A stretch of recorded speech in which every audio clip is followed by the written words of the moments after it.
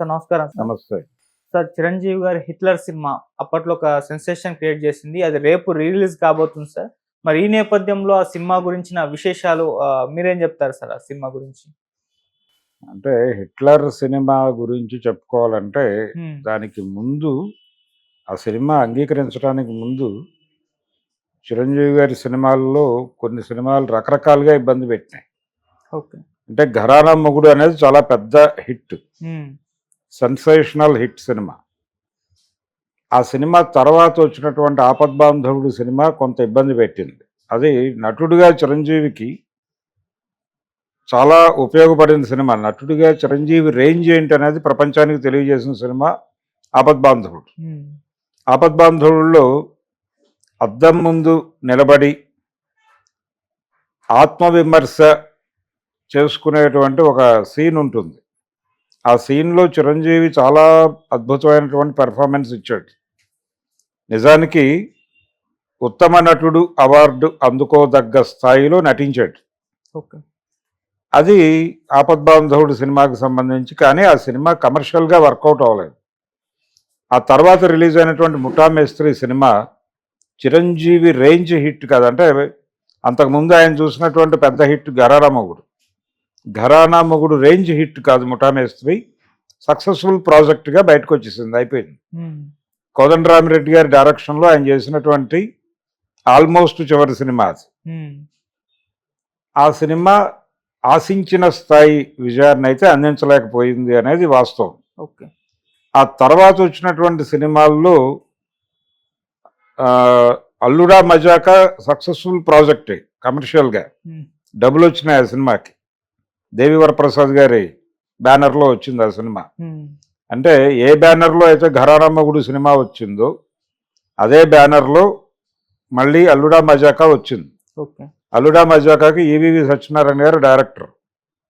ఆయన తన ధోరణిలో సినిమా తీశాడు. ఆ సినిమా మీద తీవ్రమైన క్రిటిసిజం వచ్చింది. కమర్షియల్ హిట్టే కానీ ఆ సినిమాలో అశ్లీలత పాలు చాలా ఎక్కువ ఉంది రకరకాలుగా. అంటే అందులో సన్నివేశాల కల్పన కూడా అలా జరిగింది. అంటే కామెడీ పేరుతో బూతుని జొప్పించటం అనేది అధికంగా జరుగుతోంది. ఓకే. ఈ సినిమాలో శృతి మించారు అనేది ఆయన మీద వచ్చినటువంటి ప్రధానమైన ఆరోపణ ఈవీవి సత్యనారాయణ మీద. హ్మ్. ఈవీవి మీద ఆరోపణతో పాటు ఆ సినిమా మీద కూడా చాలా క్రిటిసిజం వచ్చింది. ఓకే. ఇంత అనుభవం ఉన్నటువంటి, అంటే వారసత్వంగా సినిమా నిర్మాతగా కొనసాగుతున్నటువంటి దేవి ప్రసాద్ గారు ఇలాంటి సినిమా తీయటం ఏమిటి అని ప్రొడ్యూసర్ మీద కూడా విమర్శలు వచ్చినాయి. హ్మ్. కానీ కమర్షియల్గా సక్సెస్ఫుల్ వెంచర్ అది. ఆ తర్వాత 'బిగ్ బాస్' చాలా ఇబ్బంది పెట్టింది ఆయన. 'బిగ్ బాస్' ఇబ్బంది పెట్టింది. అంతకంటే ముందు వచ్చినటువంటి 'మెకానిక్ అల్లుడు' గీతా ఆర్ట్స్‌లో వచ్చిన సినిమా. హ్మ్. అది కూడా అంటే 'ఘరానా మొగుడు' తర్వాత వచ్చిన సినిమా అది. అది కూడా పెద్దగా చిరంజీవి గారికి కలిసి రాలేదు. అక్కినేని నాగేశ్వరరావు గారు కాంబోలో నటించాడు అనే తృప్తి తప్ప కమర్షియల్ సక్సెస్ కాలేదు ఆ సినిమా. అది ఒక ఇబ్బంది పెట్టింది. బి గోపాల్ డైరెక్ట్ చేశాడు ఆ సినిమాని. ఆయనకి ఒక చేదు అనుభవం అది. ఇలా 'బిగ్ బాస్' మీద చాలా హోప్స్ పెట్టుకున్నాడు ఆయన. 'బిగ్ బాస్' విజయ్ బాపినేడు గారి సినిమా 'గ్యాంగ్ లీడర్' లాంటి ఒక సెన్సేషనల్ హిట్ ఇచ్చినటువంటి బాపినేడు గారి బ్యానర్లో వస్తున్న సినిమా అది. ఆ సినిమా మీద చాలా అంచనాలు ఉన్నాయి. కానీ ఆ సినిమా డిజాస్టర్గా మారింది. అది డిజాస్టర్గా మారింది. దాంతోపాటు 'రిక్షావోడు' సినిమా చిరంజీవి గారికి ఆయన కెరియర్ ప్రారంభంలో అద్భుతమైన విజయాలను ఇచ్చి హీరోగా ఆయన ఎదుగుదలలో చాలా సహకారం అందించినటువంటి కోడి రామకృష్ణ గారు డైరెక్టర్ ఆ సినిమాకి. ఓకే. చిరంజీవిని ఇండస్ట్రీకి పరిచయం చేసినటువంటి క్రాంతి కుమార్ గారు ప్రొడ్యూసర్ ఆ సినిమాకి. హ్మ్. అందుకని అది ప్రెస్టీజియస్ ప్రాజెక్ట్గా మారింది. నిజానికి క్రాంతి కుమార్ గారు ఆయన సినిమాలు ఆయనే డైరెక్ట్ చేసుకునేవాడు. కానీ ఈ సినిమా ప్రత్యేకంగా కోడి రామకృష్ణకి ఇవ్వటం వెనకాల ఆయన ఉద్దేశం ఏంటంటే క్రాంతి కుమార్ గారి సినిమాల పద్ధతి ఒక ధోరణిలో నడిచేది. ఆయన సీతారామయ్య గారి మనవరాలు, శ్రావణ మేఘాలు, స్వాతి ఈ తరహా సినిమాలు ఆయన డైరెక్ట్ చేసేవాడు. హ్మ్. చిరంజీవి రేంజ్ పెరిగింది కాబట్టి చిరంజీవితో ఒక బిగ్ కమర్షియల్ వెంచర్ చేయాలంటే ఒక కమర్షియల్ అవుట్లుక్ ఉన్నటువంటి డైరెక్టర్ ఉంటే బెటర్ అనే ఉద్దేశంతో ఆయన కోడి రామకృష్ణను తీసుకొచ్చాడు. కోడి రామకృష్ణతో పాటు ఆ సినిమా కోసం చిరంజీవి గారి అభిమాని ఇంకొకరు కష్టపడ్డారు. ఇంతమంది కష్టపడినప్పటికీ ఆ సినిమా కూడా కమర్షియల్గా ఫ్లాప్ అయింది. దాంతో చిరంజీవికి ఒక చిన్న డైలమా మొదలైంది. అంటే మనం ఎటు తిరిగినా విజయం రావడం లేదు, ఏమిటి జరుగుతోంది? నిజానికి శ్రీదేవితో రవిరాజా పినిశెట్టి గారు చేసినటువంటి ప్రయత్నం, అంటే జగదేక వీరుడు అతిలోక సుందరి తర్వాత శ్రీదేవి చిరంజీవి కలిసి నటించినటువంటి ఎస్పి పరశురామ్ కూడా ఈ వరుసలో వచ్చిన సినిమానే. అంటే ఘరానమ్మగుడు తర్వాత వచ్చిన ఒక రకమైనటువంటి ఫ్లాపుల పరంపరలో వచ్చిన సినిమానే. అది కూడా చేదు అనుభవాన్ని మిగిల్చింది. ఓకే. రవిరాజాతో మంచి హిట్లు తీసుకున్నాడు ఆయన. ఎముడికి మొగుడు లాంటి సెన్సేషనల్ హిట్ ఇచ్చినటువంటి డైరెక్టర్ అతను కూడా ఎస్పి పరశురామ్ అనేది, అది యాక్చువల్గా తమిళ రీమేక్ సినిమాలు చాలా అద్భుతంగా చేస్తాడని ఒక ఇమేజ్ ఉండేది రవిరాజాకి. అది కూడా వర్కౌట్ అవ్వలేదు. ఈ ఫ్లాపుల పరంపర ఇలా కొనసాగుతున్నటువంటి దశలో ఏదో చేంజ్ చేయాలి, మనం ఒక మూస ధోరణిలో వెళుతున్నాము అని చెప్పి తనని తాను సమీక్షించుకోవటానికి కొంత గ్యాప్ తీసుకున్నాడు చిరంజీవి. ఆ గ్యాప్ తీసుకున్నటువంటి టైంలో ఒక మలయాళంలో హిట్ అయినటువంటి ఒక సినిమా హిట్లర్, మమ్ముట్టి యాక్ట్ చేశాడు అక్కడ. ఆ కథని ఎడిటర్ మోహన్ గారు కొన్నారు, రైట్స్ కొన్నాడు, తెలుగులో చేద్దామని. 2-3 హీరోలు ట్రై చేశారు, రాజశేఖర్ కూడా ఉన్నట్టున్నాడు దానిలో. ఫైనల్గా ఎడిటర్ మోహన్ గారి కాంపౌండ్కు చేరింది. అది చేరిన తర్వాత ఆయనకి ఇది వెంచర్ చిరంజీవితో చేస్తే అలా ఉంటుంది అని ఒక ఇది. ముత్యాల సుబ్బయ్య గారు డైరెక్టర్. చిరంజీవితో అయితే బాగుంటుంది, అంటే స్ట్రైచర్కి కరెక్ట్ క్యారెక్టర్ అవుతుంది. రెండోది, చిరంజీవి అప్పటికి చేస్తున్నటువంటి కమర్షియల్ ఫార్ములా కథలకి భిన్నమైనటువంటి కథ ఇది. ఎలాగూ ఆయన అంతర్మథనంలో ఉన్నాడు, తన్ని తాను రివ్యూ చేసుకునేటువంటి మూడ్లో ఉన్నాడు. కాబట్టి ఆ ఏరియాలో సక్సెస్ఫుల్ రావడం లేదు కాబట్టి ట్రాక్ మార్చి వెళదాం అనే అభిప్రాయంతో ఉన్నప్పుడే ఈ స్క్రిప్ట్ తీసుకెళ్తే ఆయన ఓకే చేసే అవకాశం ఉంది అనుకుని అప్రోచ్ అయ్యారు వీళ్ళు. ఆయనకు కూడా కనెక్ట్ అయింది. ప్రధానంగా టోటల్ సినిమా చిరంజీవి మీద నడిచిపోవడం కాకుండా ఇతర పాత్రలకు కూడా ప్రాధాన్యతనిస్తూ కథల డిజైనింగ్ స్టేజ్ నుంచి అలా జరిగితే కొంత బెటర్ అవకాశాలు ఉంటాయనేది చిరంజీవి ఫీల్ అయింది యాక్చువల్గా. ఓకే. టోటల్గా తను మీద సినిమా నడిచిపోవడం, తనే సర్వాంతర్యామిగా ఉండటం అనేది ఎక్కడో మొనాటనస్గా ఫీల్ అవుతున్నారు ఆడియన్స్. అన్ని పాత్రలకి సమానమైన ప్రాతినిధ్యం ఉంటూ తన పాత్ర వాటి మధ్యలో నుంచి ఎలివేట్ అయ్యేటువంటి క్యారెక్టర్ అయితే బాగుంటుంది అనేటువంటి ఒక అభిప్రాయానికి వచ్చున్నాడు ఆయన. ఈ అంతర్మథనంలో ఆయన వచ్చిన అభిప్రాయానికి కనెక్ట్ అయ్యేటువంటి కథతో వెళ్ళారు వీళ్ళు. ఓకే. వెళితే దాన్ని నేను నెమ్మదిగా ఆయన ముందు కన్విన్స్ కాలేదు, తర్వాత కన్విన్స్ చేశారు, ఓకే చెప్పాడు ఆయన. చూద్దాం అనేటువంటి ఒక ట్రయల్ అండ్ ఎండర్, అంటే బొమ్మ బొరుసా పద్ధతిలో ఆ సినిమా చేశాడు ఆయన. చేస్తే బీభత్సమైన హిట్ కాదు కానీ చిరంజీవి గారి ఇమేజ్ని ఇబ్బంది పెట్టనటువంటి ఒక విజయం అయితే దక్కింది.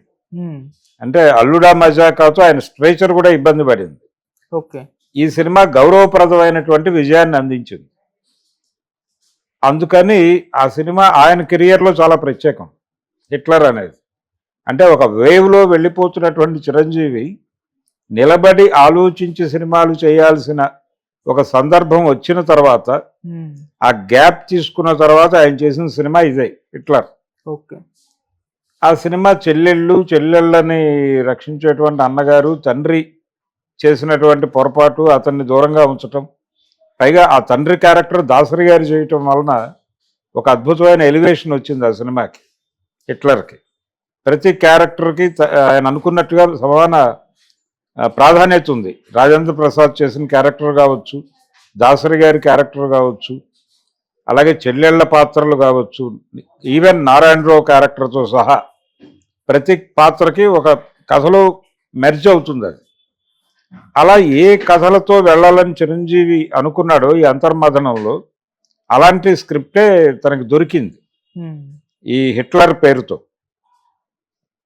హిట్లర్ అనే పేరే ఉంచాలి, అది మలయాళంలో కూడా హిట్లరే, అదే పేరు ఉంచాలా మార్చాలా అనేటువంటి ఒక తర్జన భర్జనలు కూడా జరిగినాయి. ఫైనల్గా అదే ఉంచాలి అని అందరూ అనుకున్నారు, ఉంచేశారు. ఓకే. ఆ సినిమా కమర్షియల్గా బిగ్ సక్సెస్ కాదు, కానీ ఒక గౌరవప్రదమైనటువంటి విజయాన్ని ఇచ్చి చిరంజీవి గారి ట్రాక్ అంటే ఒక రకంగా సెకండ్ ఇన్నింగ్స్ అది. ఆ సెకండ్ ఇన్నింగ్స్కి ఒక అద్భుతమైన ఓపెనర్గా నిలబడింది హిట్లర్ సినిమా.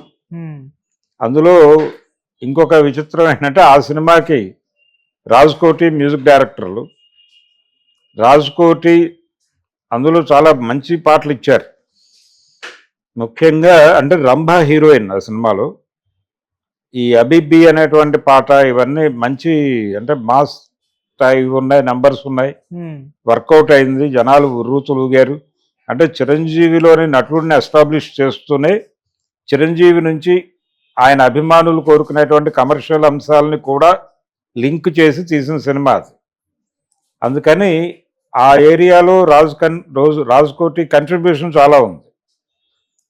రాజ్కోటిలకు సంబంధించిన ఇంకొక విశేషం ఏంటంటే, ఇది విశేషం అనొచ్చో అనకూడదో కానీ అదే వాళ్ళ చివరి సినిమా చిరంజీవితో.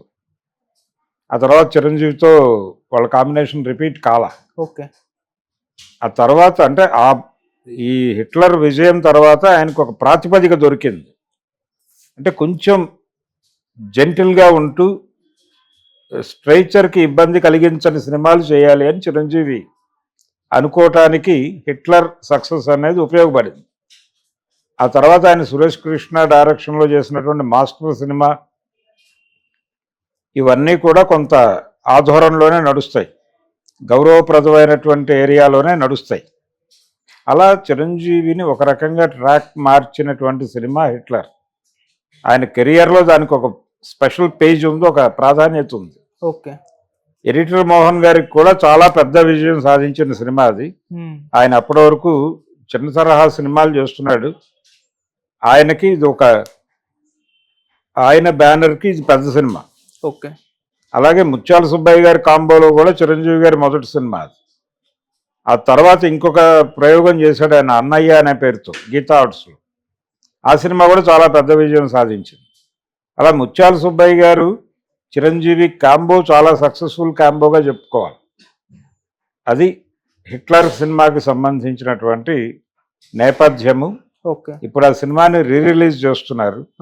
అందులో రంభతో చిరంజీవి గారి రొమాన్సు, అలాగే చెల్లెళ్ళని కట్టడి చేసే అన్నగా ఆయన కనపరిచినటువంటి అంటే అక్కడ ఆయన ఏదో ద్వేషభావంతో వాళ్ళ పట్ల వ్యతిరేకంగా ఉన్నట్టుగా కనిపించకూడదు ఆడియన్స్కి. ఆయన చాలా ప్రేమతో ఉన్నాడు, తనని తాను కాల్చుకుంటూ వాళ్ళని ఇబ్బంది పెడుతున్నాడు అనేటువంటి సెన్స్ క్యారీ కావాలి ఆడియన్స్కి. అవి చాలా బాగా పలికించాడు చిరంజీవి ఆ సినిమాలో. ఓకే. ఒక రకంగా కంపారిటివ్గా మమ్ముట్టితో పోల్చినప్పటికీ బెటర్ నట్నే ప్రదర్శించాడు చిరంజీవి. ఓకే. సో అలా హిట్లర్ అనేటువంటి సినిమా చాలా అన్ని విధాలుగా ప్రత్యేకమైన సినిమా.